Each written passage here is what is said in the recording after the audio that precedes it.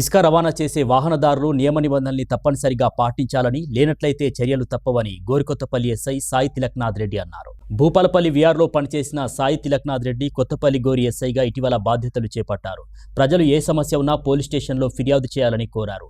ఇక పిల్లలకు వాహనాలు ఇవ్వొద్దని, వారికి లైసెన్స్ ఉండదు కాబట్టి బండి యజమానులపైనే కేసు నమోదు చేస్తామన్నారు. నేను గోరికొత్తపల్లి స్టేషన్కి నూతన ఎస్ఐగా బాధ్యతలు స్వీకరించాను. కావున ప్రజలు తమకు ఎటువంటి సమస్యలున్నా మా పోలీస్ స్టేషన్కి వచ్చి ఫిర్యాదు చేసుకోవచ్చును. అలాగే ఇసుక ట్రాక్టర్ యజమానులు సరైన కూపన్లు ఉండి మాత్రమే ఇసుక నడపాలి. సరైన కూపన్లు ఉంటే మాత్రమే సరిపోదు. ఇసుక నడిపే డ్రైవర్కి లైసెన్సు మరియు బండికి సరైన పత్రాలు ఉంటేనే ఆ ఇసుక తరలించబడుతుంది, లేదంటే చట్టరీత్యా చర్యలు తీసుకోబడుతుంది. అలాగే వెహికల్ చెకింగ్ చేసేటప్పుడు చాలామంది తండ్రులు వాళ్ళ పిల్లలకు మళ్లిస్తున్నారు. వాళ్ళకు డ్రైవింగ్ లైసెన్స్ లేని కారణంగా వారి మీదనే చర్యలు తీసుకోవడం కాకుండా బండి యొక్క యజమాని తండ్రి మీద కూడా చర్యలు తీసుకోవడం, కేసులు పెట్టడం జరుగుతుంది. ఇది ఒకటి గమనించగలరు. అలాగే ఊళ్ళలో సాధారణంగా ప్రజలు ఊళ్ళలో కుటుంబ విషయాల్లో కానీ, గంజాయి విషయంలో కానీ ఎటువంటి సమస్యలున్నా స్టేషన్కి వచ్చి ఫ్రీగా మాకు ఫిర్యాదు చేయవచ్చును.